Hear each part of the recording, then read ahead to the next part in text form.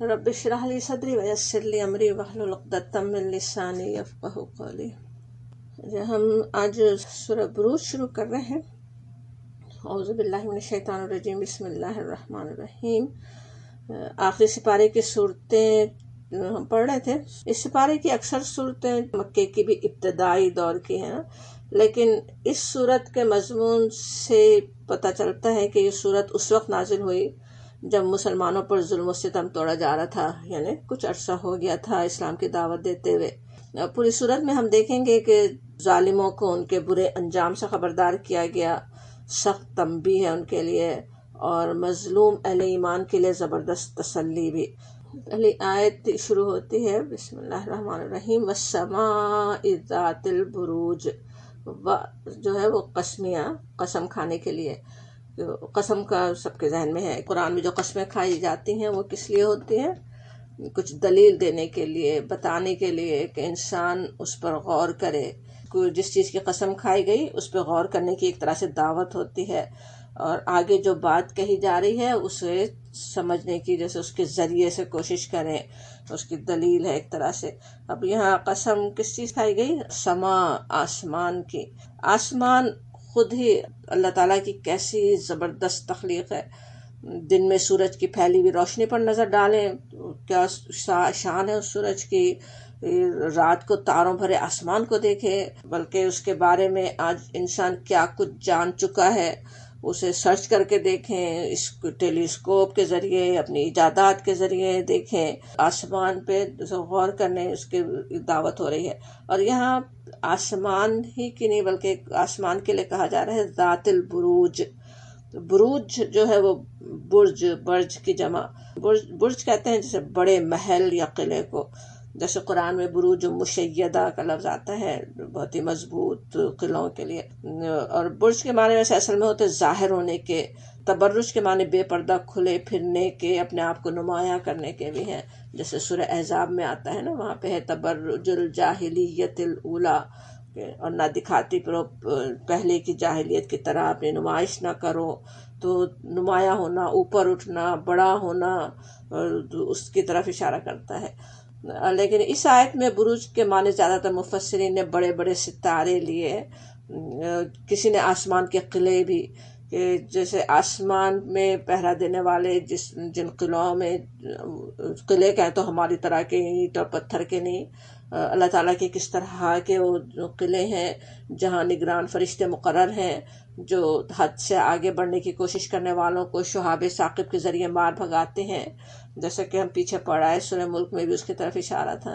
والسماء ذات البروج کہنے میں سمجھ میں آتا ہے کہ وہ جو، جیسے غور کریں، وہ جو جس نے یہ آسمان بنایا، آسمان پھر کیسا آسمان جس میں ایسے زبردست ستارے، سیارے، کہکشانے، کیا کچھ ہیں، اور کس طرح اس سب کی نگرانی ہو رہی ہے۔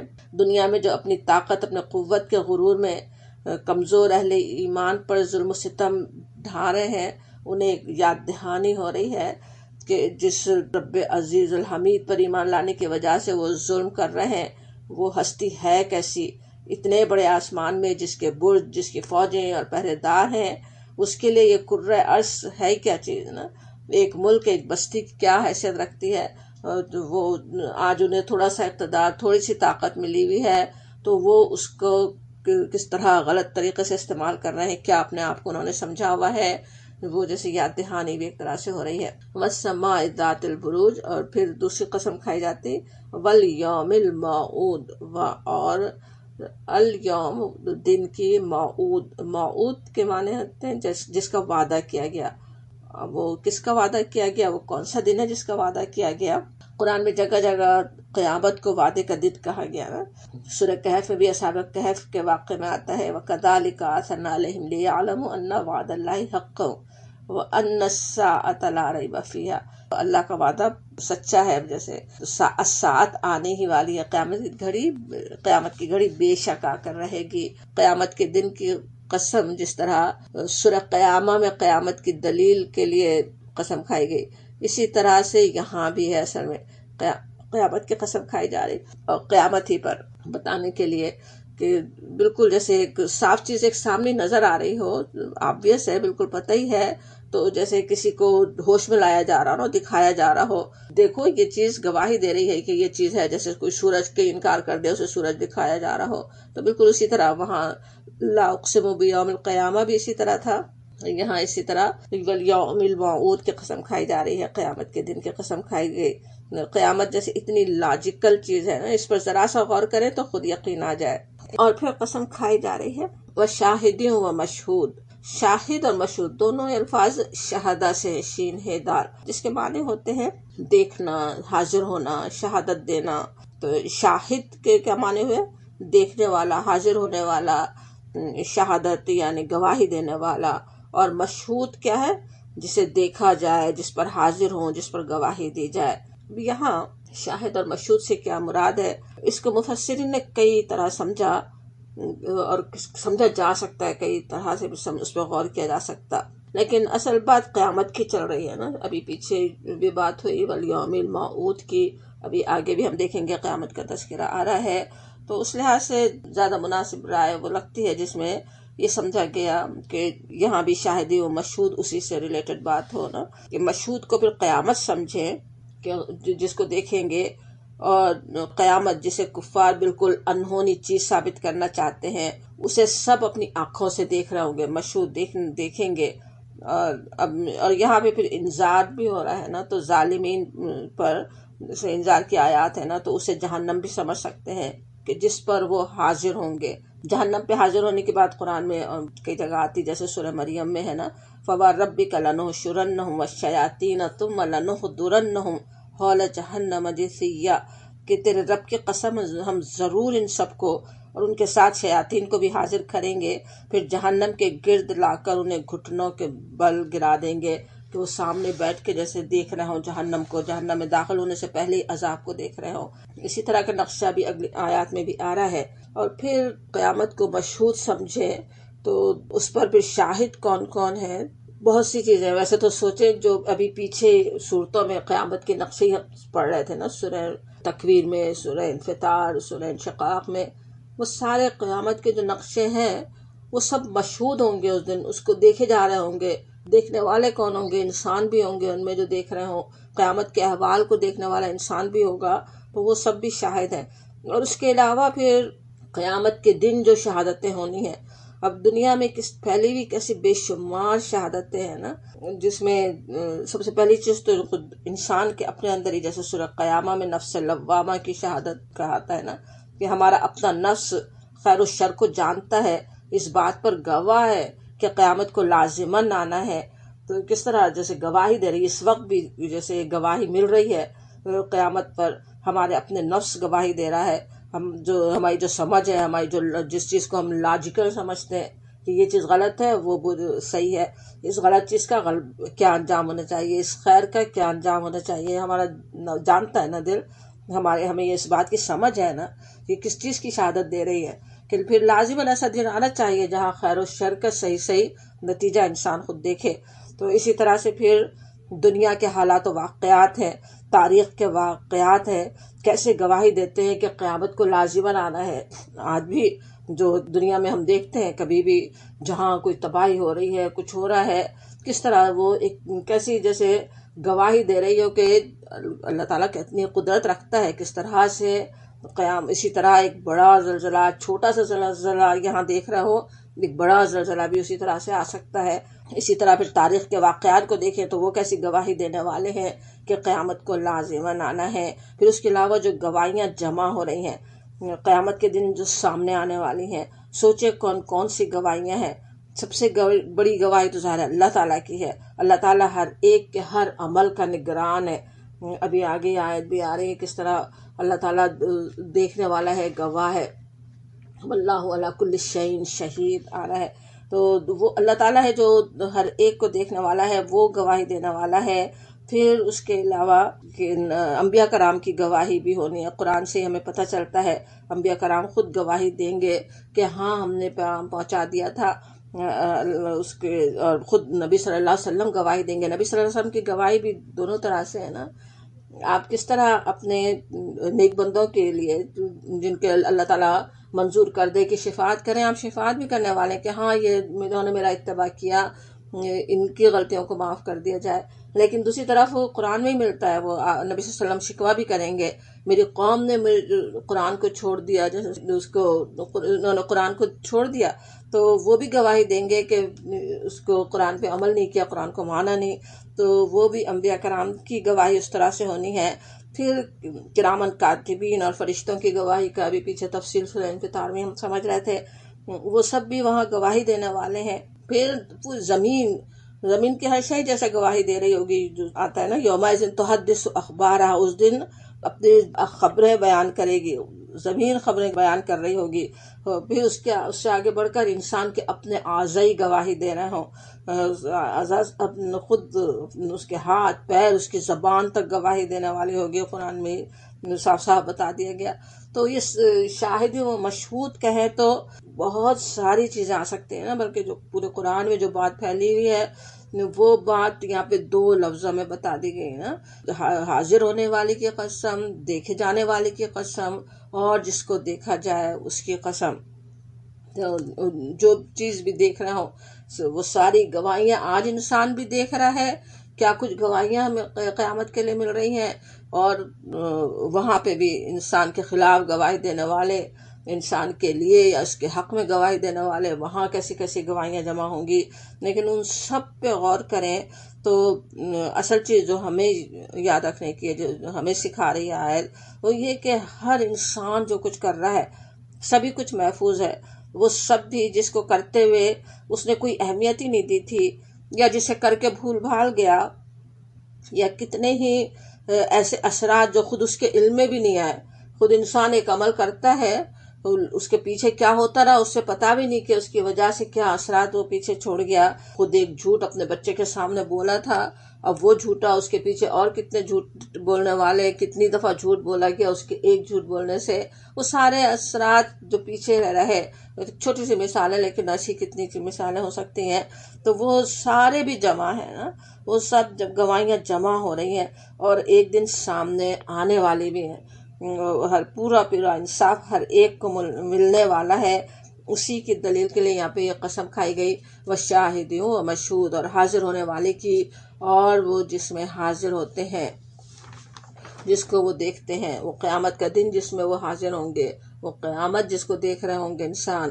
اور پھر کہا جا رہا ہے، اب یہ قسمیں تو کھائی گئیں لیکن قسمیں کس چیز پر کھائی گئیں وہ ذکر نہیں ہے، کیونکہ خود بخود ہی آبویس سے وہ چیز سمجھ ہی آ رہی ہے کہ کس طرح وہ قیامت کی یقین دلایا جا رہا ہے.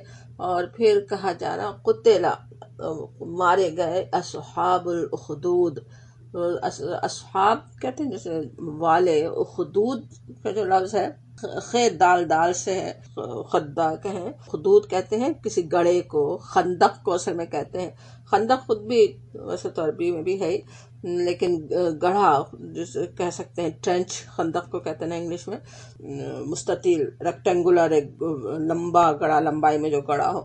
تو یہاں پہ کہا جا رہا ہے وہ گڑھوں والے مارے گئے. قتلا کہنا کس طرح ہوتا ہے، جیسے کسی پہ لعنت بھیجنا، کسی کو جیسے برا کہنا یا بددعا دینا، تو ان کے لیے کہا جا رہا ہے کہ وہ مارے گئے. اب یہ اصحاب الاخدود جن کے لیے یہ ہلاکت کی وعید آ رہی ہے، وہ ہے کون؟ اب ہے کون ویسے اس کو دیکھنے کے لیے اس غور کرتے ہیں کہ وہ کون ہے. لیکن آگے کی بھی 2 آیات ہم پڑھ لیں، بلکہ 3 اگلی آیات بھی پڑھ لیں، جو وہی بات انہی کی اور تفصیل بتائی جا رہی ہے کہ النار ذات الوقود، النار آگ، اور ذات الوقود کہتے ہیں وہ جو آگ کیسی ہوگی، جیسے اس کے بارے میں آ رہا ہے ذات والی، وقود وقدا سے، جس کے معنی ہوتے ہیں بھڑکنے والی، شعلے والی، بھڑکنے والی. تو النار ذات الوقود، وہ جو بھڑکنے والی، ایندھن کو بھی کہا جاتا ہے، جس میں ایندھن کیا ہوتا، فیول جس کو کہتے ہیں نا انگلش میں، جس کے اندر فیول ہو جو جل رہا ہو. تو وہ آگ جو شعلوں والی ہے، بھڑکنے والی ہے، جس میں ایندھن ہے. اذ ہم علیہا قعود، جب وہ علیہا اس پر، ہم کا اشارہ کس طرف ہے؟ اصحاب الاخدود کی طرف، گڑھوں والوں کی طرف.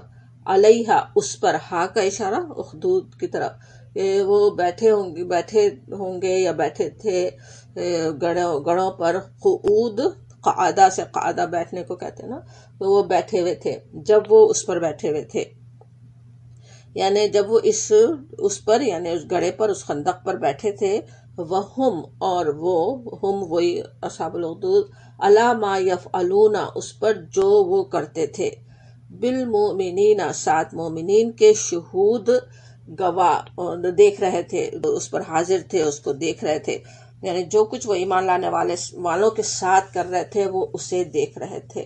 اب یہاں پہ اصحاب الاخدود جن پر اتنا جو غضب نظر آ رہا ہے وہ ہے کون، اس کے لیے مختلف تفاسیر میں مختلف واقعات آتے ہیں۔ ان واقعات کی تفصیل میں ہم نہیں جا رہے، تفصیل میں اکثر ضروری بھی نہیں ہوتا پوری ایکوریٹ ہی ہو، لیکن اس کا خلاصہ یہ کہ تاریخ میں مختلف پیریڈز میں، مختلف ادوار میں، مختلف مقامات پر اس وقت کے جو اہل ایمان تھے ان پر جو ظلم و ستم توڑے گئے، گڑھوں میں ڈال کر زندہ جلانے کے واقعات بھی کئی جگہ ہوئے، تو اصحاب الاخدود کہہ کر ان کی طرف اشارہ زیادہ تر مفسرین نے سمجھا کہ اور جنہوں نے یہ ظلم کیا وہ اصحاب الاخدود تھے، یعنی گڑھے بنانے، ان میں آگ لگانے والے، ان میں مسلمانوں کو ڈالنے والے، اور گڑھے جن میں بھڑکتی ہوئی آگ تھی، اور یہ کہ جو کچھ وہ کر رہے تھے اہل ایمان کے ساتھ، یعنی ان پہ ظلم ڈھا رہے تھے، وہ خود اسے دیکھ رہے تھے۔ پچھلے سالوں میں برما میں روہنگیا پر جب ظلم و ستم کی خبریں آ رہی تھیں، بالکل اسی سے ملتی جلتی ویڈیو واٹس ایپ پر چل رہی تھی۔ اللہ تعالیٰ ایسے فتنوں اور آزمائشوں سے ہمیں اپنی پناہ میں رکھے، اور اس ایمان کے قدر کرنے اور اللہ تعالیٰ کا کیسے شکر کرنے کی ضرورت بھی سمجھ میں آتی ہے نا۔ اللہ تعالیٰ نے ہمارے لیے کلمہ پڑھ لینا اپنی رحمت سے کیسا آسان رکھا ہے نا، ورنہ صرف اسی ایک کلمہ پڑھنے پہ کیا کچھ لوگوں کو کیسے کیسے فتنوں سے بھی گزرنا پڑا۔ بوسنیا کے مسلمانوں کو سوچے، عمل سے بھی یعنی دور تھے، کوئی بہت زیادہ بالکل ملے ہوئے تھے، تقریباً انہی جیسے بنے ہوئے تھے، مگر کلمہ پڑھنے والے تھے، اہل ایمان تھے، کیا کچھ نہیں ان پہ ظلم ڈھا دیا گیا۔ وہی چیز آج بھی دنیا کے کتنی مقامات پہ دیکھ سکتے ہیں۔ تو یہ تو بات اکثر مفسرین نے سمجھی کہ وہ یہاں ان کی بات ہو رہی ہے کہ وہ جنہوں نے اس طرح سے جو واقعات ہوئے تھے گڑھوں میں ڈال کے مسلمانوں کو، اس وقت کے اہل ایمان کو جنہوں نے جلایا، ظلم و ستم کیا، ان کی بات ہو رہی کہ وہ قتلا، وہ مارے جائیں، جبکہ وہ دیکھ رہے تھے، آگ بھڑکا کر اس میں مسلمانوں کے ساتھ، اہل ایمان کے ساتھ جو کر رہے تھے وہ انہیں دیکھ رہے تھے۔ لیکن ان روایات سے قطع نظر اگر کریں، ان روایات کو سے قطع نظر کر کے جن مفسرین نے ان آیات کو سمجھنے کی کوشش کی، ان کی رائے بھی دیکھ لیتے ہیں۔ ان کے خیال میں اصحاب الاخدود وہ ہیں جنہوں نے اس وقت مکے میں ظلم و ستم کی بھٹی دہکائی ہوئی تھی نا، جب یہ آیات نازل ہوئی ہیں اس وقت ویسے ہی بھٹی دہکی ہوئی تھی مکے میں بھی، غریب مسلمانوں پر کیا کچھ ظلم نہیں کیے گئے، تپتی ہوئی ریت پر لٹا کر سینے پر پتھر رکھ دینا، جلتے ہوئے کوئلوں پر لٹا دینا، اذہم علیہ قعود جو کہا جا رہا ہے کہ گڑھے کے کنارے پر بیٹھنے کا نقشہ پھر انہوں نے قیامت کا سمجھا کہ وہم علی ما یفعلون بالمؤمنین شہود، کہ وہ جو کچھ ایمان لانے والوں کے ساتھ کرتے رہے تھے اس کو دیکھیں گے، قیامت میں دیکھیں گے، یہ بھی سمجھا گیا۔ ایک تفسیر یہ بھی ہے۔ تو قیامت کے دن اعمال کا دکھایا جانا، جہنم کے کناروں پہ بیٹھ جانے کی بات بھی قرآن میں آتی ہی ہے نا۔ ابھی پیچھے جیسے سورہ مریم کی آیت ہم یاد کر رہے تھے، لَنُحْضِرَنَّهُمْ حَوْلَ جَهَنَّمَ جِثِيًّا، کہ وہ حاضر ہوں گے جہنم کے آگے، کہ جہنم کے سامنے جیسے بیٹھے ہوں گے۔ تو اور یہ کہ اعمال حاضر ہو جائیں گے، جو کچھ انہوں نے کیا وہ ان کے سامنے حاضر کر دیا جائے گا، سورہ کہف میں بھی ہے اور بھی کئی جگہ، اعمال کو خود انسان دیکھ رہے ہوں گے۔ تو یہ مطلب بھی سمجھا گیا یہاں پہ، وَهُمْ عَلَىٰ مَا يَفْعَلُونَ بِالْمُؤْمِنِينَ شُهُودٌ، یعنی ایک ایسا دن آئے گا کہ جب وہ دنیا میں جو انہوں نے ظلم کیے وہ وہاں انہیں نظر آ رہے ہوں گے، خود دیکھیں گے، اس کا پھر انجام ان کے سامنے ہوگا کہ جو کچھ انہوں نے کیا، اب اس کا کہ کیا اس کی سزا ملنے والی ہے وہ انہیں سامنے نظر آ رہی ہوگی۔ اب یہ معنی میں سے لیں تو ظالموں کو جو تنبیہ کی گئی اور زیادہ سخت ہو جاتی ہے نا، کس طرح وہ دیکھ رہے ہوں گے اور کیا ان کے ساتھ وہاں پہ ہونے والا ہے۔ اور پھر کہا جا رہا سورہ بروج ہم پڑھ رہے ہیں آیت نمبر 8 میں، وَمَا نَقَمُوا اور نہیں بدلہ لیا انہوں نے منہم ان سے الا مگر ان یؤمنوا باللہ العزیز الحمید یہ کہ یؤمنوا ایمان لائے باللہ اللہ پر العزیز جو غالب ہے اور الحمید جو تعریف کے قابل ہے جو ہے حمید جو قابل ستائش ہے۔ نقمہ کے اصل معنی ہوتے ہیں کسی چیز کا برا لگنا، بلکہ جیسے ہم اردو میں کہتے ہیں نا کسی کی بات زہر لگ رہی ہے اور پھر اسے بری نہیں لگے بلکہ پھر اس پہ انسان بدلہ بھی لینے کی کوشش کرے تو بدلہ لے، انتقام لے، انتقامہ اسی سے ہی ہے نا، انتقام لینا۔ تو اب اس آیت سے بھی پچھلی آیت کی وضاحت ہو رہی ہے نا کہ اصحاب الاخدود اہل ایمان پر جو ظلم و ستم ڈھانے والے ظالم ہی مراد ہیں، یہ سمجھ میں آ رہا ہے۔ اور یہ اتنی سزائیں کس بنا پر انہیں دی گئی جو اصحاب الاخدود نے جو دی وہ کس لیے تھی، یا یہ کہ جو قرآن کے نزول کے وقت مکے میں دی جا رہی تھیں صرف اس لیے کہ وہ یؤمنوا باللہ، یہ کہ وہ اللہ پر ایمان لائے، اللہ جو کہ العزیز الحمید ہے۔ اب یہاں اللہ تعالیٰ کی دو صفات آ رہی ہیں، ان صفات میں بھی یعنی کس کس کے لیے کیا کیا یاد دہانی ہے، یعنی دیکھیں، غور کرنے سے پہلے اس کا مفہوم یاد کر لیں۔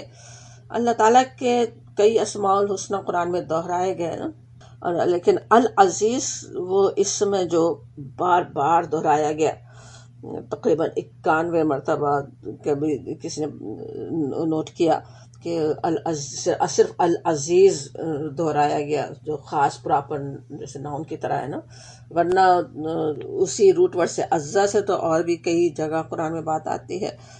عزا کے معنی ہوتے ہیں عزا سے ہے نا یہ عزیز کا لفظ قوت اور بالادستی۔ عزیز کہیں تو جو سب پر غالب ہو، کنٹرول رکھنے والا ہو، سب سے زیادہ طاقت رکھنے والا، کوئی اس کے مقابلے میں کسی کی مدد نہیں کر سکتا، وہ کسی کی مدد کرے تو کوئی اس کو روک نہیں سکتا۔ جیسے قرآن میں بھی آتا ہے نا سورہ مومنون کی آیت نمبر 88 وَهُوَ يُجِيرُ وَلَا يُجَارُ عَلَيْهِ، کون ہے جو پناہ دیتا ہے اور اس کے مقابلے میں کوئی پناہ نہیں دے سکتا۔ جارہ پناہ دینے کے معنی میں اللہ تعالیٰ ہے جو پناہ دینے والا ہے، اور اگر اللہ تعالیٰ نہ دے تو کوئی دے نہیں سکتا، کسی کی مجال نہیں ہے، اسے وہی ہے جو دینے والا ہے۔ کس طرح وہ العزیز ہے، جو چاہے وہ کرنے والا ہے۔ یعز من تشاء تعز من تشاء وتذل من تشاء سکھائی گئی دعا نا ہمیں، جس کو وہ چاہے عزت دے، جسے چاہے وہ ذلت دے۔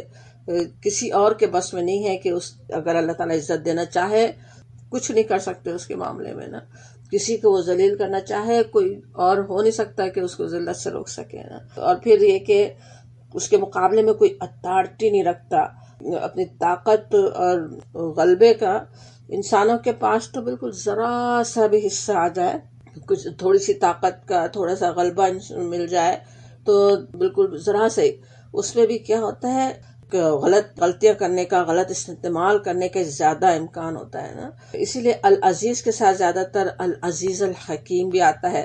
العزیز الحکیم بھی وہ اللہ تعالیٰ کے اسماء الحسنہ کا وہ پیئر ہے جو سب سے زیادہ قرآن میں بار بار آتا ہے نا۔ ہم نوٹ بھی کر رہے تھے اپنے دورے تفسیر کے وقت کس طرح العزیز الحکیم بار بار اللہ کے یہ دونوں نام آتے ہیں نا۔ پھر اسی طرح العزیز الرحیم بھی۔ اب یہاں العزیز الحمید آ رہا ہے، حمید حمد سے، حمد جو تعریف اور شکر دونوں کا مفہوم اس میں ہوتا ہے نا، اور حمید فعیل رحیم کے وزن پہ مبالغے کا صیغہ، کہ جس کے لیے سب تعریفیں ہیں، بلکہ اصل تعریف ہے، ہر تعریف ہر شکر اصل میں تو اس تک پہنچتی ہے نا، اس کے سوا بلکہ کسی کی جو تعریف ہو رہی ہو، کسی کا جو شکر ادا کیا جا رہا ہو، وہ تو اصل میں ہے بھی نہیں نا، وہ جاتا تو اللہ تعالیٰ کی طرف ہی ہے نا۔ ہر چیز کا پیدا کرنے والا وہ ہے، ہر چیز پر وہ قدرت رکھنے والا ہے، تو وہ ہے اصل حمید، وہ ہے اصل ستائش کے قابل، اور کوئی کرے یا نہ کرے، کوئی مانے یا نہ مانے، وہ خود ہی تعریف کے قابل ہے، تو وہ ہے الحمید۔ اب اس آیت میں اللہ تعالیٰ کے ان اسماء الحسنہ سے کیا یاد دہانی ہو رہی ہے؟ عزیز کی صفت اس کی عزت، قدرت، شان اور عظمت و جلال کو ظاہر کرتی ہے نا، اور حمید سے اس کی ربوبیت، اس کی رحمت کا اظہار ہو رہا ہے۔ سوچنے کی بات ہے وہ ذات جو یہ صفات رکھنے والی ہو، ظاہر ہے اس کا حق ہے کہ اس پر ایمان لایا جائے۔ ایمان لانا کوئی جرم نہیں ہے، وہی اس جرم کی بنا پر ان کو سزا دی گئی، سزا دی جا رہی تھی اس وقت آج تک بھی دی جا رہی ہے کتنے لوگوں کو کہ وہ اہل ایمان میں سے ہیں، اس وجہ سے بس مصیبتوں میں مبتلا ہیں، عذاب میں مبتلا ہیں دنیا میں. تو وہ حالانکہ وہ تو حق ہے اللہ کا، اس عزیز الحمید پہ تو ایمان لانا ہی چاہیے تھا. اس پر ایمان لانا جرم نہیں ہے، ایمان لانے سے روکنا اصل میں جرم ہے. ان اسماء الحسنہ میں ظلم کرنے والوں کے لیے سخت تنبیہ بھی ہے نا. آج وہ سمجھ رہے ہیں کہ کمزوروں کے ساتھ جو چاہے وہ کر سکتے ہیں. اللہ تعالیٰ ان پر ان سے زیادہ طاقت اور غلبہ رکھتا ہے، پورا ان پہ کنٹرول اللہ تعالیٰ رکھنے والا ہے. آخرت کی تو پکڑ ہے ہی، دنیا میں بھی وہ ان کو پکڑنے پر قدرت رکھتا ہے. اور اسی میں پھر مظلوموں کے لیے بھی کیسی تسلی ہے، تاریخ نے بتا بھی دیا. اسی طرح ہوتا بھی ہے نا. وہی مکے کی اگر سوچیں تو کس طرح چند سال میں ہی کیسی کایا پلٹی تھی. غزوہ بدر کے موقع پر وہ جو ظالم تھے، جن پر وہ ظلم ڈھا رہے تھے پہلے، انہی کی تلواروں کے زد میں تھے نا اس وقت وہ. تو اللہ تعالیٰ کیسا عزیز الحمید ہے، کیسی کایا پلٹ سکتی ہے، کیا اللہ تعالیٰ کیسی مدد کر سکتا ہے اپنے مظلوم بندوں کی. وہ بہترین تسلی بھی اسماء الحسنہ کے ذریعے یہاں پہ دے دی گئی. اور پھر اللہ تعالیٰ کی اور تعریف بیان ہوتی ہے. وہ العزیز الحمید کیا ہے، کون ہے وہ؟ الذی، وہی، لہو جس کے لیے ہے، ملک السماوات والارض، ملک بادشاہت، السماوات والارض آسمانوں اور زمین کی، واللہ اور اللہ، علی کل شیء شہید، ہر شے پر شہید ہے، ہر شے سے واقف ہے، ہر شے پہ حاضر ہے. ابھی شہداء کے معنی سے ہم نے سمجھے، تو اسی سے پھر یہ اللہ کا صفت کہ وہ اللہ تعالیٰ ہر چیز پر حاضر ہے، ہر چیز کو دیکھنے والا ہے. اب پہلی چیز بات جو بتائی جا رہی ہے کہ لہو اسی کے لیے ہے، ملک السماوات والارض، آسمانوں اور زمین کی بادشاہی اس کے لیے، ساری کائنات کا وہ مالک ہے.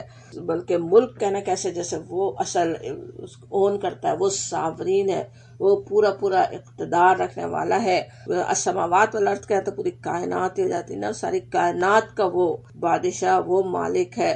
تو اس کے ایک چھوٹے سے حصے میں بسنے والی اس مخلوق کا کیا حق نہیں ہے کہ وہ اس کائنات کے، اس پوری جس کائنات کے اندر ہی وہ رہ رہا ہے، اس کے مالک پر ایمان لائے، اس کی بندگی میں آ جائے. اور ایمان لانے والوں کے لیے اسی کی پناہ کافی نہیں ہے. تو جیسے یہ بات بتائی جا رہی نا، یہ اللہ تعالیٰ کی صفات کو بتا کر، اور پھر واللہ علی کل شیء شہید، اور اللہ ہر شے پر شاہد ہے، دیکھ رہا ہے، کچھ بھی اس سے چھپا ہوا نہیں ہے.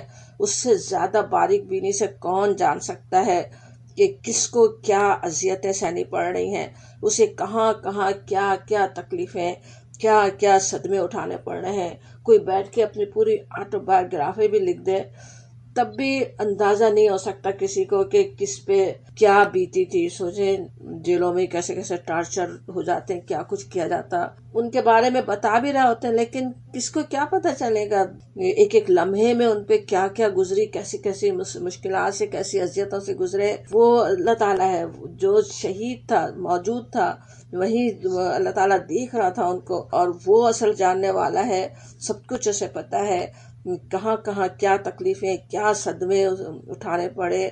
اور پھر وہ جب العزیز الحمید بھی ہے تو ہر تکلیف سے بچانے پر قدرت بھی رکھتا ہے، ہر مشکل کو حل بھی وہی کر سکتا ہے. ساتھ ہی ظالموں کے لیے تنبیہ بھی ہے کہ اللہ تعالیٰ سے تمہاری کوئی حرکت چھپی بھی نہیں ہے، ہر ایک ایک فعل کو وہ جانتا ہے، کیا نیتیں ہیں ان کی، کیا سازشیں ہیں، سبھی اس کے سامنے ہیں. سب کچھ اللہ تعالیٰ کو معلوم ہے. وہ جو پورا کنٹرول رکھنے والا ہے، جو پوری کائنات کا مالک ہے، وہ خود جانتا ہے. اللہ علی کل شیء شہید، تو کیسی بڑی تنبیہ بھی ان کے لیے ہے نا. اللہ تعالیٰ کی ان صفات سے ہی یہی یاد دہانی ہمیں بھی اپنے آپ کو بھی ہر وقت کرنے کی ضرورت بھی ہے نا. ہماری ہر مشکل، ہماری ہر حاجت، ہماری ہر تکلیف، ہمارا ہر صدمہ وہ خوب جانتا ہے.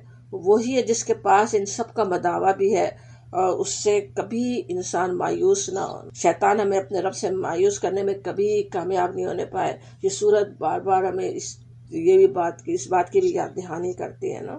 اور اگر ہمارے قدم جیسے پھسلیں، ہماری زبان پھسل کر ہم سے گناہ کروا لے، اگر ہم کسی کا حق مار رہے ہوں، ہم کسی کے ساتھ فیئر نہیں ہیں، انصاف نہیں کر رہے، تب بھی اپنے آپ کو یاد کروانے کی ضرورت ہے. واللہ علی کل شیء شہید. ہم جس کے ساتھ ناانصافی کر رہے ہوں کسی کے ساتھ انفیئر ہو، اس کے علم میں ہو یا نہ ہو، اور خواہ اپنی تعویلوں سے باتیں بنا کر دوسروں کو خاموش بھی کر دیں. انشاءاللہ ہم نہیں ہیں ایسے کرنے والے، مگر کتنے ہی انسان ایسے ہو سکتے ہیں نا. ان سب کو اپنے آپ کو یہ بات یاد دلانے کی ضرورت ہے کہ وہ مالک السماوات والارض جو ہے وہ تو خوب جانتا ہے، وہ تو ساتھ ہی موجود ہے.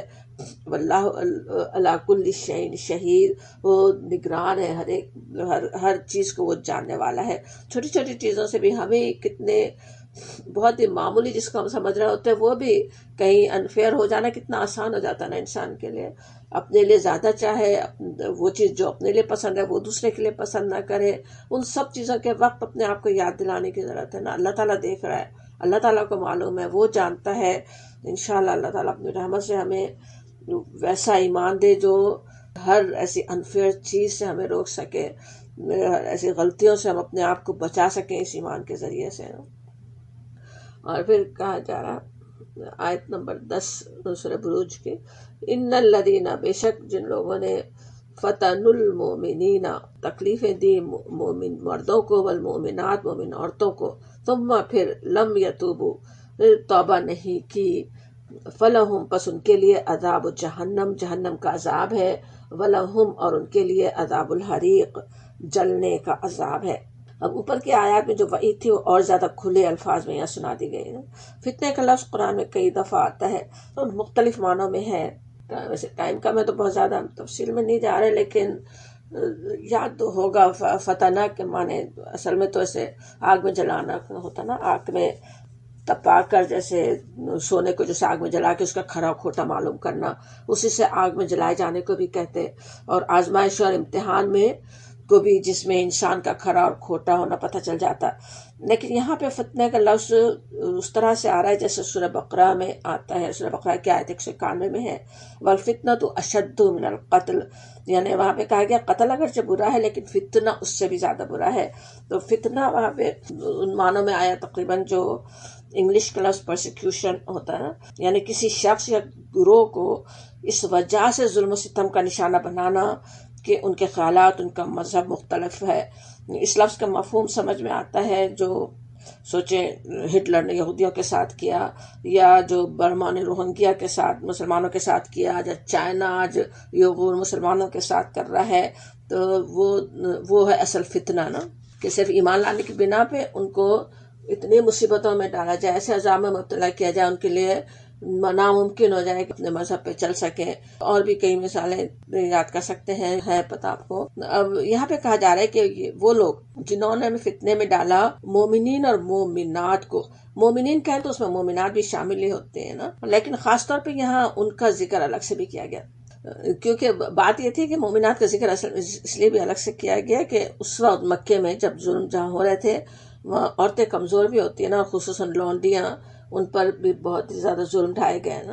تو اللہ تعالیٰ ان کے جیسے خاص طور پہ انہیں خاص تسلی دینے کے لیے جیسے ان کا ذکر کر رہے ہوں. فتن المؤمنین والمؤمنات، جنہوں نے تکلیفیں دی مومنین اور مومنات کو، ثم لم یتوبوا، پھر توبہ نہ کی، ان کے لیے عذاب جہنم ہے، ان کے لیے عذاب حریق ہے، جلائے جانے کی سزا ہے. ان کے جرم کی مناسبت سے عذاب بھی بتایا جا رہا ہے نا. جہنم میں خود بھی اس کو تو النار کئی جگہ کہا گیا ہے ہی آگ کا عذاب، اور بھی بلکہ جہنم میں طرح طرح کے عذاب ہے. اب اسی کے ساتھ لگتا ہے عذاب الحریق، جو ہے حریق کے معنی ویسے تو جلانے کے، جلنے کا عذاب. تو اب وہ اللہ تعالیٰ جانتا ہے کہ وہ کیسے وہ کوئی خاص سزا ہونا، جو خاص جلنے کی سزا ان کے لیے جنہوں نے اس طرح کا ظلم اللہ کے بندوں پر کیا، اہل ایمان پر کیا، واللہ عالم. تو اس آیت کو دوبارہ نظر ڈالیں، بات کس کی ہو رہی ہے؟ وہ ظالم اور جابر جو نہ صرف خود اللہ کے نافرمان ہیں بلکہ اللہ کے نیک بندوں کے لیے دین پر قائم رہنا ناممکن بنا رہے ہیں نا.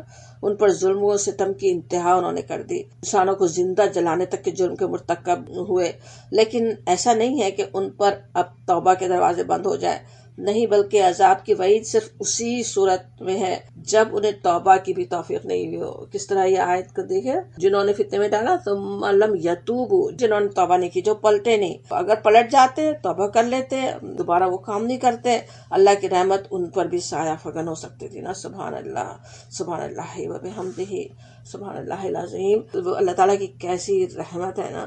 اور پھر خوشخبری اللہ کے نیک بندوں کے لیے، ان الذین آمنوا، اور جو لوگ ایمان لائے، وعملوا الصالحات اور عمل کے صالح، لہم جنات تجری من تحتها الانہار، ان کے لیے ہے جنات، باغات جن کے نیچے نہریں بہ رہی ہیں، ذالک الفوز الکبیر، یہ ہے بڑی کامیابی۔ اب وہ جو دنیا میں فتنوں کا شکار ہوں، آج اذیتیں اور مصائب سہ رہے ہیں، ان کے لیے یہ جنت کی بشارتیں کیسی حوصلہ افزا ثابت ہو سکتی نا، کہ بس یہ آگ کا دریا اسے پار کر جائے، آگے پھر دائمی بہاریں ہمیشہ ہمیشہ کی۔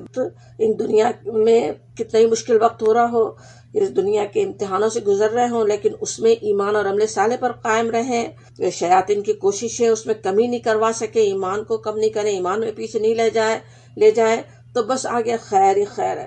پھر تو جنات ہیں جن کے نیچے نہریں بہتی ہیں، نہریں بھی کیسی کیسی ہیں، ہم پیچھے اس کی تو پڑھتے ہی آ رہے ہیں تفصیل، خصوصاً سورہ محمد میں، سورہ دہر میں خاص نہروں کی بات وہاں پہ تھی، پچھلی صورت میں تسنیم کا تذکرہ، اور ذالک الفوز الکبیر، یہ ہے بڑی کامیابی۔ جیسا بڑا امتحان ہوگا کامیابی بھی ظاہر ہے ویسی بڑی ہوگی نا، لیکن اسی کو دوسری طرف سے بھی سوچیں تو اس بڑی کامیابی کو پانا ہے، وہ جنات عدن چاہیے، تو پھر امتحانوں سے گزرنے کا حوصلہ بھی تو چاہیے۔ ذرا سے امتحان پر ہی اگر اپنے رب سے مایوس انسان ہونے لگے، سست پڑ جائے، اپنے رب سے شکوے کرنے لگ جائے، تو اس فوز الکبیر تک کیسے پہنچے گا نا۔ اس عظیم کامیابی پر نظر ہو تو سارے امتحان دنیا کے آسان بھی محسوس ہونے لگے نا۔ سوچیں دنیا کی چھوٹی سی کامیابی کے لیے، ایک ڈگری پانے کے لیے انسان کتنی مصیبتیں اٹھانے کو تیار ہوتا ہے، خوشی مشکلیں ساری اٹھا لیتا ہے کہ وہ ڈگری مل جائے نا، اپنے اوپر کیا کچھ نہیں سہ لیتا نا، اور وہ فوز الکبیر وہ ہمیشہ کی کامیابی کے لیے تو ظاہر ہے پھر یہ دنیا کے امتحانوں سے آسان ہو جائے۔ امتحان تو ہے، دنیا تو ہے امتحان، ہر طرح سے امتحان ہے، وہ آسان ہو جائے اگر بندے کی نظر اس پہ ہو، اس فوز الکبیر پر ہو۔ اور پھر کہا جا رہا ان بطش ربک لشدید، اور ایک طرف یہ فوز الکبیر ہے ان نیک بندوں کے لیے، لیکن دوسری طرف پھر ان کے لیے بھی، نیک بندوں کے لیے بھی اس آیت میں بھی تسلی ہی ہے اور تنبیہ بھی ان ظالموں پہ۔ بادشاہ کہتے ہیں پکڑ، جیسے گریب ہوتے ہیں نا کسی کی پکڑ، گرفت اردو میں کہتے ہیں، تو وہ جو ہے ربی کا، تیرے رب کی، لشدید، شدید شدہ سے، تو بادشاہ خود ایک بہت ہی سخت لفظ ہے نا، کہ اس کی گرفت، اس کی پکڑ، اور پھر وہ شدید اور لشدید ہے، بہت ہی ل اور تاکید کا ہے نا، تو سخت شدید ہے۔ تو مسلمان جو آج ظالموں کی گرفت میں آئے ہوئے ہیں، آج ان پر کفار کی گرفت کیسی سخت نظر آ رہی ہے، آج بھی سوچ لیں تو کشمیر فلسطین کے مسلمانوں کو سوچیں، اس کے چائنا کے مسلمانوں کو سوچیں، اور ان کے لیے آج ہمیں ویسے کچھ راستہ نظر نہیں آ رہا کہ وہ کیسے اس عذاب سے نجات پائیں گے، لیکن یہاں کہا جا رہا ہے ان بطش ربک لشدید، رب کا، تیرے رب کی، وہ جو ایک مظلوم کا رب ہے، اس کی دیکھ بھال کرنے والا، اسے پالنے والا ہے، اس کی پکڑ بہت ہی شدید ہے۔ اللہ کی پکڑ سے نہ کوئی بچ سکتا ہے، نہ کوئی اور اسے بچانے والا ہو سکتا ہے نا۔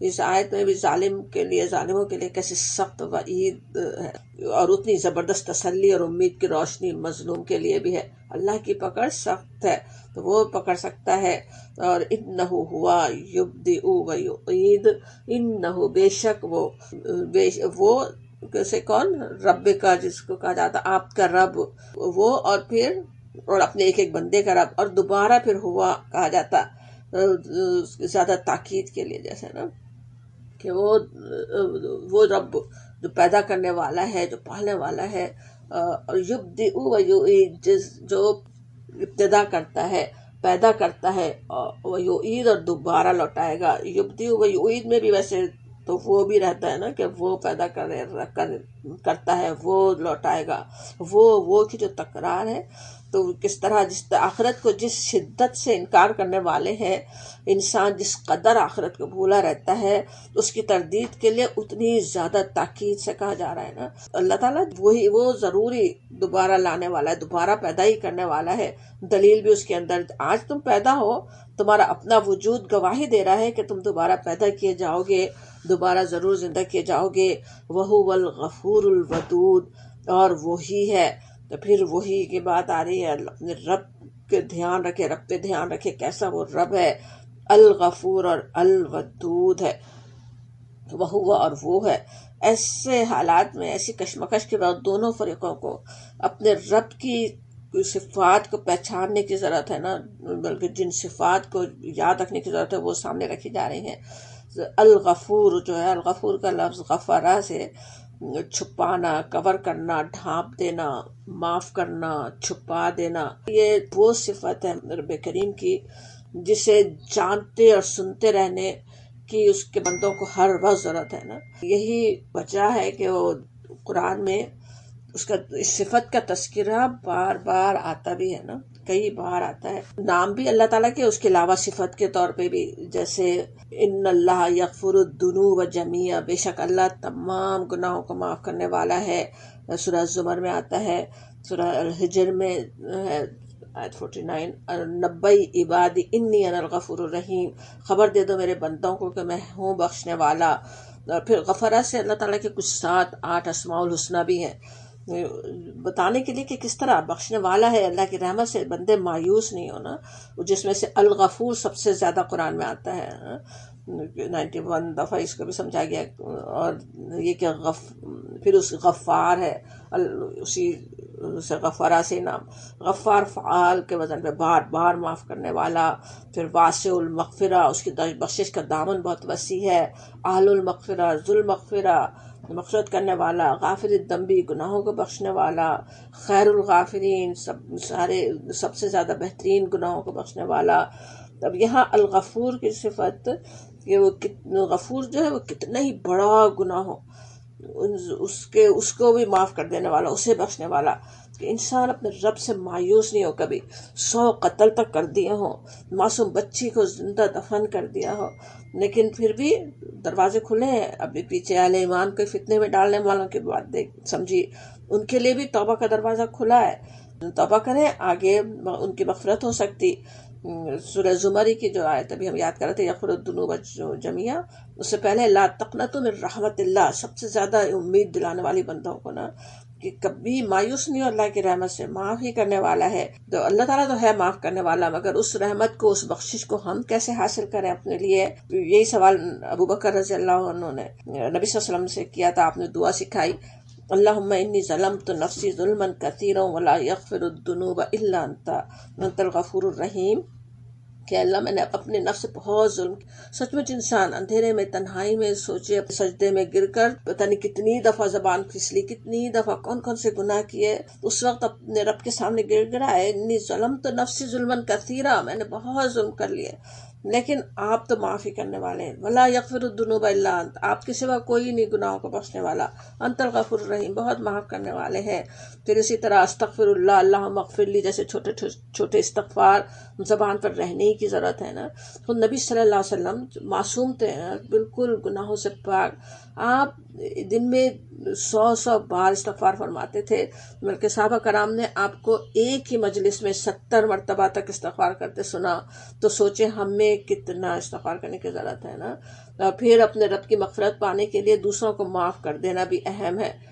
سورہ نور میں اس اشارہ ملتا، وہ واقعہ خود ہی آپ کو یاد ہوگا، اس کا ام المومنین حضرت عائشہ رضی اللہ عنہا پر اتنا برا الزام لگانے والوں، بلکہ الزام میں جو انوالو ہو گئے تھے جو مسلمان بھی، ان کو بھی معاف کر دینے کی بات تھی کہ معاف کر دو، اور کہا گیا تھا الا تحبون ان یغفر اللہ لکم، کیا تم نہیں جانتے کہ وہ تم محبت نہیں کرتے، تم نہیں چاہتے کہ اللہ تعالیٰ تمہیں بخش دے، تم چاہتے ہو کہ بخش دے اللہ تعالیٰ، تم انہیں معاف کرو۔ تو سمجھ میں آتا ہے کہ کس طرح خود ہم چاہتے ہیں اللہ کی بخشش، اللہ کے بندوں کو معاف کرتے رہیں۔ اور بھی ویسے حدیث بھی یاد ہی ہوگی کس طرح جو اپنے اللہ کے بندوں کو معاف کرتے رہیں اس کے لیے کس طرح جنت کی خوشخبری۔ اور پھر آ رہی ہے دوسری صفت ودود کی، اللہ کے محبت کرنے والا۔ محبت کا لفظ بھی ویسے محبہ حبہ عربی میں بھی ہے نا، لیکن ودہ کا لفظ اس سے خاص ہے۔ تو ودہ کہیں تو ایسی محبت جس میں اپنی کوئی غرض نہیں ہے۔ ماں کی محبت کی مثال ہم دے سکتے ہیں، اگرچہ اللہ تعالیٰ کی صفت کے آگے تو وہ بھی کچھ حقیقت نہیں رکھتی نا، وہ تو ایک ٹھائی نہیں، ذرا سا حصہ ہے نا اللہ تعالیٰ کے، وہ بالکل محبت جیسی اللہ تعالیٰ کی ہے اس کا تو بہت ہی کوئی ہزارواں کا بھی ہزارواں حصہ ہوگا جو ماں کی محبت ہے، لیکن وہ اس میں بھی یہ ہوتا ہے نا کہ دوسروں کو فائدہ پہنچانے کی وہ رہتی نا، ماں اپنے بچوں کے لیے اپنے آپ کو قربان کرنے کو تیار رہے، وہ اس لیے وہ محبت ہے جس میں خود کی کوئی غرض نہیں ہے اور دوسروں کو فائدہ پہنچانا۔ تو اللہ تعالیٰ کا لو بھی وہی ہے نا، نرچرنگ لو جس کو کہا جائے، اپنی خلق سے وہ محبت کرتا ہے، حالانکہ اسے خلق کی کوئی حاجت نہیں ہے، کوئی غرض اس کی مخلوق سے اٹکی ہوئی نہیں ہے۔ اللہ تعالیٰ تو ہے ہی محبت کرنے والا، مگر مخلوق کی اپنی بد نصیبی ہے نا، اگر وہ خود اپنے آپ کو محروم کر لے اس محبت سے۔ اور اس محبت کے حقدار بننے کے لیے ہمیں کیا کرنے کی ضرورت ہے؟ پہلی چیز تو ایمان اور عمل صالح ہے نا۔ اللہ کی محبت حاصل ہو تو اپنی مخلوق میں بھی اللہ تعالیٰ ان کے لیے محبت پیدا کر دیتا ہے، جیسے سورہ مریم میں ان الذین آمنوا وعملوا الصالحات سیجعل لهم الرحمن ودا، جو لوگ ایمان لائے اور عمل صالح کر رہے ہیں، ان قریب رحمان ان کے لیے دلوں میں محبت پیدا کر دے گا، ود پیدا کر دے گا۔ تو ایمان عمل صالح پہلی چیز جس اللہ کی محبت کو حاصل کرنے کے لیے۔ اس کے علاوہ کتنی آیات قرآن میں آتی ہیں کہ اللہ تعالیٰ کن سے محبت کرتا ہے، ان اللہ یحب المتقین، یحب الصابرین، یحب المقسطین، یحب التوابین، یحب المطہرین متطہرین، پاکیزہ لوگوں کو، توبہ کرنے والوں کو، انصاف کرنے والوں کو، یحب المتوکلین، توکل کرنے والوں کو، یحب المحسنین، پسند کرتا ہے احسان کرنے والوں کو۔ سورہ آل عمران میں جہاں اللہ یحب المحسنین کہا گیا، وہاں پہ کون لوگ ہیں؟ وہ جو کھلے چھپے مال خرچ کرنے والے، غصے کو پی جانے والے، لوگوں کو معاف کرنے والے۔ تو ان ساری چیزوں سے اثر اعمال کا پتہ چل رہا ہے نا، نیک اعمال جو ہے وہ اللہ کی محبت دلانے والے ہیں۔ اور بھی زیادہ جامع آیت سورہ آل عمران میں ہے نا، جہاں کہا گیا قل، آپ کہہ دیجئے، نبی صلی اللہ علیہ وسلم سے کہا جا رہا ہے وہاں پہ، ان کنتم تحبون اللہ فاتبعونی یحببکم اللہ، کہ اللہ اگر تم اللہ کی محبت چاہتے ہو تو میرا اتباع کرو، اللہ تعالیٰ تم سے محبت کرے گا۔ کسی بڑی چیز ہے نا، نبی صلی اللہ علیہ وسلم کا اتباع اختیار کر لیں، آپ کی سنت پہ چلیں، آپ کے طریقے پہ چلیں، اللہ کی محبت حاصل ہو جائے۔ پھر سب سے بڑی چیز دعا ہی ہے نا، نبی صلی اللہ علیہ وسلم دعا فرماتے تھے، اللہم انی اسألک حبا وحب من یحبک وحب عمل یقربنی الی حبک، اللہ ہم آپ سے آپ کی محبت کا سوال کرتے ہیں، اور نیک بندوں کی محبت کا، نیک عمل کی محبت کا۔ تو اب یہاں اس سورہ بروج میں ان اسماء الحسنی کا آنا یہاں پہ کس طرح ہے نا، مظلوموں کو یقین دہانی کہ اللہ تعالیٰ محبت ہی کرنے والا ہے۔ دنیا میں کیا ہوتا ہے، کسی مشکل کا شکار ہو جائے تو شیطان کیسے وسوسے ڈالتا ہے نا کہ اللہ تعالیٰ تو مجھ سے ناراض ہے، یا نعوذ باللہ اللہ تعالیٰ مجھ سے محبت نہیں کرنے والا۔ یہاں پہ جیسے بتایا جا رہا ہے، نہیں، یقین رکھنے کی ضرورت ہے۔ اگر ایمان ہے دل میں تو اللہ تعالیٰ تو ہے ہی الغفور الودود، اللہ تعالیٰ تو ہے ہی بخشنے والا، محبت کرنے والا۔ جو مشکلات آ رہی ہیں وہ گناہوں کی سزا دینے کے لیے نہیں ہے، اللہ تعالیٰ کی بخشش کو پا لینے، اس کی محبت کو پا لینے کے لیے ہیں، جیسے یقین دہانی ایک طرح سے ہو رہی ہے۔ اور پھر کہا جا رہا ذو العرش المجید، پھر اللہ تعالیٰ کی اور صفات آ رہی ہیں، ذو العرش، وہ عرش کا مالک ہے، اور المجید ہے۔ ویسے تو عرش کی بھی صفت کئی جگہ آتی ہے، عرش المجید، عرش الکریم، کہ بہت ہی زبردست۔ مجید کے جو معنی مجدہ سے، میم جدال، شرف، کرم، بڑی شان والا، بزرگی والا، عظیم الشان جیسے کہتے ہیں نا، تو عرش المجید کہے تو عظیم الشان عرش بھی ہوتا، گلوریس، نوبل کے معنی بھی۔ لیکن یہاں پہ جس ترکیب سے آ رہا ہے عربی کے زبان کے لحاظ سے، یہ سمجھا گیا کہ ذو العرش کہا گیا ہے، اور المجید بھی اللہ کی صفت ہی آ رہی ہے، یہ ساری اللہ کی صفات بیان ہو رہی ہیں۔ ہوا یبدئ و یعید، وہ پیدا کرتا ہے، وہ دوبارہ پیدا کرے گا، وہو الغفور الودود، اور وہی المجید ہے، اور وہ عرش کا مالک ہے، ذو العرش، عرش کا مالک ہے۔ عرش کا مالک کہیں تو وہی جس طرح ملک السماوات والارض، تقریباً وہ معنی بنیں گے نا، کہ پورے وہ صابرین ہے، وہ اس کا تخت ہے، اس کی حکومت چل رہی ہے اس کی کائنات پہ، اور وہ بڑی شان والا ہے، وہ نوبل، عزت والا، زبردست۔ یہ سب اللہ کی صفات آئیں تو کس طرح اللہ کے بندوں کو کیسی تسلی بھی دینے والی ہوتی ہے نا۔ ہمارا رب تو وہ ہے جس کی یہ صفات ہیں، وہ جو سب کچھ کر سکتا ہے، جو سب کا مالک ہے، اور جو کائنات کا مالک ہے، اور پھر فعال لما یرید، جو چاہے کر ڈالنے والا ہے۔ اس میں بھی کیسی بڑی تسلی ہے کہ پوری دنیا میں کوئی طاقت نہیں ہے، کسی کی بھی یہ طاقت نہیں کہ اللہ کے ارادے میں کوئی رکاوٹ ڈال سکے، اسے پورا نہ ہونے دے، وہ جو چاہے وہ کر دے نا۔ ابھی آگے اسی کی مثالیں بھی آ رہی ہیں، کس طرح وہ جو چاہے وہ کرنے پہ قدرت رکھتا ہے، کر سکتا ہے۔ حل اتاک حدیث الجنود، یہ ذرا غور کرو، سوچو، کیا تمہیں پہنچی خبریں جنود کی، لشکروں کی. کون سے لشکروں کے؟ فرعون و سمود، فرعون اور سمود کے. فرعون اور سمود جس سے وہ اہل مکہ بھی واقف تھے اچھی طرح، بلکہ ان سے معروف تھے. ان کی طاقت کا معلوم تھا کہ کیسی زبردست طاقت ہے. انہیں معلوم تھا کہ ان کے سامنے وہ تو کچھ بھی نہیں ہے، ان کی طاقت اپنی. اہل مکہ کے سرداران جو آج غرور میں ایسے اہل ایمان پہ ظلم و ستم ڈھا رہے ہیں، وہ تو کچھ بھی نہیں تھے فرعون اور سمود کے مقابلے میں. کیا ان کی خبریں پہنچی؟ تو انہیں ان کے بارے میں پتہ ہے، خبریں پہنچی ہوئی تھی، تاریخ کے ذریعے سے انہیں معلوم تھا. وہ ذرا غور کرو کس طرح فعال لما یرید، وہ جو سب کچھ کر دینے والا ہے، وہ کس طرح سے فرعون کو جب چاہے ڈبو دے، بنی اسرائیل کو زبردست اقتدار عطا کر دے، وہ ظلم سے بالکل پسی ہوئی قوم کو اٹھا کے پھر آج ہم سوچیں تو روم و ایران کی سپر پاورز کا خاتمہ کر دے، عرب کے بدوؤں کو پوری دنیا پہ غالب کر دے. بالکل اسی ایمان کے ساتھ ایسے ہمیں بھی اللہ سے دعائیں کرنے کی ضرورت ہے نا. آج بھی وہ ہر ظالم کو ختم کرنے پر پوری قدرت رکھتا ہے. فعال ویسے بہت کرنے والا بھی ہوتا ہے نا، بہت زیادہ کرنے والا، ہر وقت کر ہی رہا ہے. اللہ تعالیٰ کے کام ہو رہے ہیں، اور جو ارادہ کرتا ہے، جو چاہتا ہے وہ کر سکتا ہے. اب آج ہمیں کس طرح کتنی چیزیں ہمیں ناممکن نظر آ رہی ہوتی ہیں نا، کتنا دنیا میں انجسٹس ہی کتنا ہے. ایسے لگتا ہے ہم کیا کر سکتے ہیں نا، پولیس کے محکمے تک کو ہم نہیں کر سکتے ٹھیک، ہم کیا کریں؟ جسٹس کا نظام کیسے درست ہوگا؟ کشمیر کا کیا بنے گا؟ ہمیں تو کچھ راستے نظر نہیں آ رہے، لیکن اللہ تعالیٰ جو چاہے کر سکتا ہے. اس ایمان کے ساتھ اللہ سے دعائیں تو کم از کم کریں کہ اللہ تعالیٰ سب کے حالات کو ٹھیک کر سکتا ہے. بل الذین کفروا، لیکن الذین کفروا جنہوں نے کفر کیا، فی تکذیب، وہ جھٹلانے میں لگے ہوئے. یعنی ہر طرف سے صاف صاف نظر آ رہا ہے، تاریخ کی گواہی ہے کیا فرعون و سمود کے ساتھ ہوا، کس طرح اللہ تعالیٰ کی ساری شان اور قدرت اتنی زبردست نظر آ رہی ہے. لیکن ان کا کیا ہے، وہ جنہوں نے انکار کیا وہ فی تکذیب، جھٹلانے میں لگے ہوئے. یعنی بات یہ نہیں ہے کہ وہ بات انہیں سمجھ میں آ نہیں سکتی، یا انہیں اللہ کا پیغام کچھ صحیح طریقے سے نہیں پہنچ رہا، بلکہ کیا بات ہے، وہ تو اس میں لگے ہوئے. فی تکذیب کیا ہے تو بالکل ذہن میں تصور وہ آ رہا تھا، جیسے ہوتا نا کسی دن سمجھے آپ کا پریٹین، آپ کا بیٹا جو ہے وہ صبح بالکل سرکش بن کے اٹھ رہا ہے کہ نہیں آج تو مجھے باتیں نہیں ماننی، آج I am naughty boy today, تو یہ کر لو، نہیں وہ نہیں کرنا، یہ اس طرح پڑھ لو، نہیں کرنا، وہ کرنا نہیں کروں گا. تو وہ جو کفار ہیں ان کا یہی حال ہے کہ یہ تو ایسی چھوٹی سی بات سمجھانے کے لیے کہ فی تکذیب، جھٹلانے میں لگے ہوئے ہیں. وہ ان کے تو بس وہی ایک رٹ ہے کہ ہمیں ماننا نہیں ہے، اور اس وجہ سے بس وہ انکار کر رہے ہیں. یہ بات اس میں کہی جا رہی ہے، اور وہ تو اس انکار میں لگے ہوئے ہیں، وہ جھٹلانے میں لگے ہوئے ہیں. اور دوسری طرف حقیقت کیا ہے کہ واللہ من ورائہم محیط، اور اللہ ورائی کہے تو آگے پیچھے ہر طرف سے، جیسے تو ہر طرف سے محیط، احاطہ کیے ہوئے، گھیرے ہوئے، اللہ کے گھیرے میں ہے. اور کیسے آج سوچیں انسان ہر طرف سے تو گھیرے میں ہے، ابھی ایک ٹورنیڈو آ کے پوری بستی کو تباہ کر سکتا ہے، ابھی ایک زلزلہ آ کے ساری بستی کو الٹ سکتا ہے، ابھی موت آ کے تمہیں کہاں پہنچا سکتی ہے اپنے انجام کو. اور ہر طرف سے گھیرے ہوئے ہیں، اور کر کیا رہے ہیں؟ جھٹلانے میں لگے ہوئے ہیں بجائے اللہ کے آگے جھکنے کے.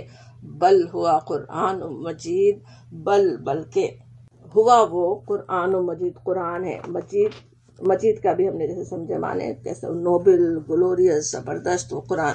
بل یہاں پہ کہنا کس طرح ہے کہ قرآن جس انجام سے ڈرا رہا ہے وہ بالکل حقیقت ہے. جو یہ سمجھ رہے ہیں وہ بات صحیح نہیں ہے، قرآن کو ہی جھٹلا رہے ہیں، قرآن کو اللہ کا کلام نہیں سمجھ رہے ہیں، وہ بات نہیں ہے. بلکہ یہ قرآن مجید ہے، قرآن مجید ہے، بہت ہی بزرگ و برتر کلام ہے. فی لوح محفوظ، لوح محفوظ میں کہنا کس طرح ہے کہ کسی اور کی اس تک، جیسے شاعر اور کاہن اور شیاطین کو سمجھ رہے ہوں کہ نبی صلی اللہ علیہ وسلم کو نعوذ باللہ سکھا رہے ہوں، ان کی تو رسائی نہیں ہے ان تک، وہ تو لوح محفوظ میں ہے. شان بتانے کے لیے قرآن کی وجہ سے بھی لوح محفوظ کہا جاتا کہ کیسے اہتمام کے ساتھ وہ محفوظ کیا گیا ہے، کس اہتمام کے ساتھ نبی صلی اللہ علیہ وسلم تک وہ پہنچایا جا رہا ہے. وہ قرآن ہے، وہ قرآن مجید ہے، اس پہ ایمان لانے کی ضرورت ہے. اس پہ ایمان لائیں، نبی صلی اللہ علیہ وسلم پر، قیامت پر، سب پہ ایمان ہوگا نا. تو وہ اس قرآن کے تذکرے پہ پھر صورت ختم ہو رہی ہے. الحمدللہ اللہ تعالیٰ کی رحمت سے ایمان لانے والوں میں ہیں ہم. ہمارے بھی ایمان کو اس صورت نے انشاءاللہ بڑھایا ہو، اور ایمان کو بڑھانے والے اپنے اللہ کی اپنے رب کی ہستی کو ہم پہچاننے والے ہیں اس کے اسماء الحسنی کے ذریعے سے۔ وآخر دعوانا الحمدللہ رب العالمین۔